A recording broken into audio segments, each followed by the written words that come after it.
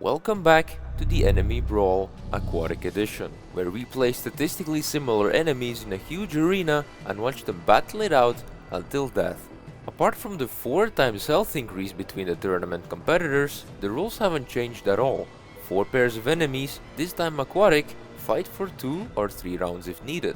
Winners move up the tournament bracket until finals, where we conclude the absolute champion in the best of 5. Let's follow the tradition and get our hands wet with a small warm-up round between the vicious goldfish with 242 base health and 54 damage, where against him on the other side we have the corrupt goldfish with slightly less health as well as defense, yet the same damage and knockback resistance. And into the warm-up round we go, with both fishes swimming towards each other. The corrupt goldfish makes the first blood. Actually, the Crimson Brother will not leave it like that and hits straight back. Both fishes are exchanging damage pretty much equally now. Criticals come in both sides all of a sudden. The corrupt goldfish does not seem to be enjoying this anymore. The health is below its opponents, and the vicious goldfish makes another swift critical hit and sends the corrupt goldfish back where it came from. But now, let's move on to the first pair of today's tournament, where on the left side we have the creature from the deep with 800 health and 120 damage. On the other side, however, we have the blood jelly with far less health but more damage, especially considering its electrical abilities. Both enemies meet at the center. The blood jelly activates its electrical shield, does a couple of critical hits, but then instantly suffers some damage back. Creature from the deep forces it into a corner and makes it go down after some more criticals. And round 2 is here already, where both enemies make their way towards the middle. The shield goes up for the jellyfish, 2 criticals go in, the jellyfish gets knocked back on the left side of the arena. Creature from the deep seems to be doing consistent amounts of damage, just moves the jellyfish left and right, and it's just too much for the blood jelly, moving the creature from the deep up the brackets.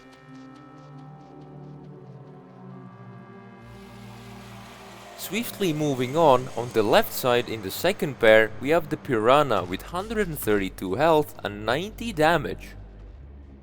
As its opponent today, we have the fungo fish with 280 health, 180 damage.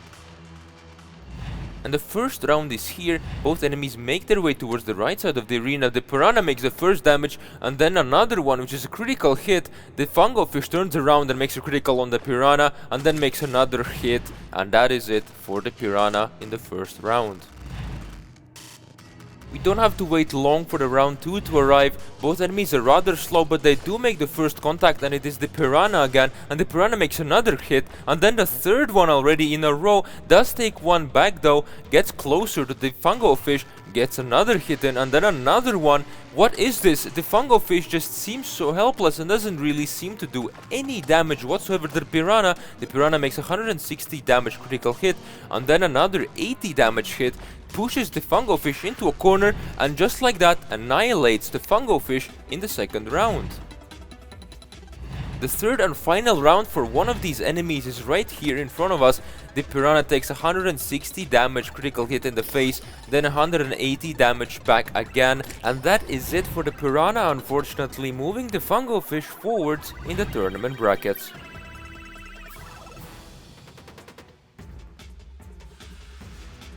Moving up to the third pair of today's tournament enemies, on the left side we have the blood feeder with 88 health and 108 damage. As its opponent today, we're obviously going to have the anglerfish with 180 health and a nice chunk of 22 defense. And both fishes sink to the bottom of the arena in the first round. The anglerfish with such speed and makes massive amounts of damage, and with just 2 hits wins the blood feeder in the first round. Let's see if anything is any different in round 2. The angler's confidence is really no different, but the blood feeder does seem to just go and do all the damage in this round. And what is happening? The blood feeder takes the second round. And it just boils down to the third round for one of these 2 fishes. They meet, and what is this? The anglerfish deals one massive critical hit and wipes the blood feeder out of the water and moves itself up the tournament brackets. And swiftly moving forwards to the fourth pair today, we have the arapaima on the left side with 400 health, 30 defense and 150 damage. On the right side, however, we have the shark with a little bit more health, almost no defense and 80 damage. As soon as they release in round 1, they fearlessly move towards the middle of the arena. Arapaima does a couple of nice critical hits and then just gets knocked back for some reason really far away out of the water. Arapaima with these 300 critical hits really does seem to be on top of the game and just wins the first round over the shark. And round 2 is here, and they pretty much meet at exactly the same spot of the arena. Arapaima does a couple of nice critical hits again. The shark does not fall behind with criticals. The damage goes left and right, and the Arapaima seems to be down in HP over the shark. It gets knocked back again really far. The shark dives deep and takes the second round. And it is round 3 already for the third time today. It is the last round for one of these two enemies. The shark does a couple of nice critical hits. The Arapaima does not fall behind. 300 per hit is too massive for the shark at this point. Shark is lower in health than Arapaima and just goes to hunt for treasure somewhere else because Arapaima wins the third round and moves itself up in the tournament brackets.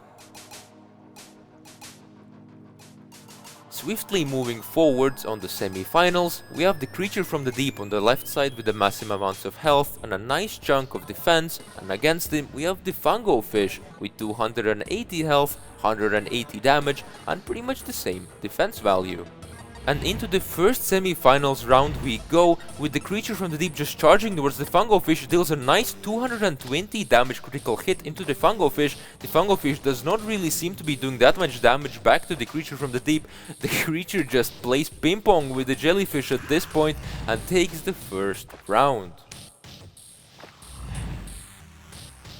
It is round 2 in the first semi-finals. The creature from the deep charges towards the fungo fish with the same confidence, deals the first hit, and then another which is a critical this time, and then a third one which is a critical once again, and it just seems like it is the end for the jellyfish. Unfortunately, the creature from the deep takes the second round and thus moves itself up to the finals. Congratulations! Swiftly moving on the second pair of today's semi-finalists, we have the anglerfish with massive amounts of damage under its sleeve. Its opponent this time is going to be the fearless Arapaima with the highest defense value in this whole tournament. And into the first round we go in the shallow waters of the arena. It starts off with the anglerfish doing a couple of nice critical hits into the Arapaima, but it's just the HP advantage the Arapaima has that gets it the first round. And as we speak, the second round is here already with the anglerfish and the Arapaima in the middle of the arena. The anglerfish does not really seem to do any critical hits whatsoever, and it really needs that bandage to fix itself up after this round as Arapaima moves up to the finals. Congratulations! And into the finals we dive with the creature from the deep on the left side with the massive amounts of damage, HP and defense. And on the other side we have the still hot from the previous battle Arapaima with defense and damage as its strong points.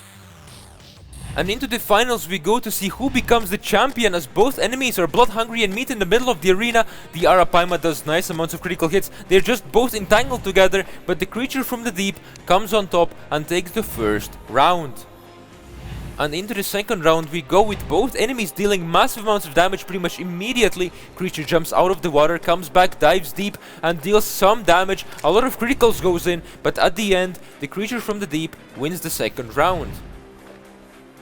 And into the third round of a best of 5 we go in the finals. Arapaima instantly taking a couple of critical hits straight in the face. It is not looking very good for it at the moment as they tangle together, and it takes so much damage from the creature from the deep, and at the end it is over, everybody. Ladies and gentlemen, the creature from the deep has won every single enemy today, and so it wins the tournament, becoming the champion of the third Battle Brawl episode. My congratulations! And now that we've found today's absolute winner, let's finish everything off with a bonus battle between the one and only Duke Fishron with 60,000 health and massive 75 defense. And on the other side we have the Lunatic Cultist, and even though it has worse stats on average, it does have helpers. Now please keep in mind that the damage for both of these bosses has been increased 8 times for your viewing pleasure.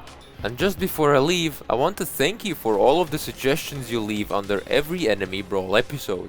Please keep sharing your ideas in the comment section, as that is the driving factor which enemies will fight next. Enjoy the battle and stay awesome.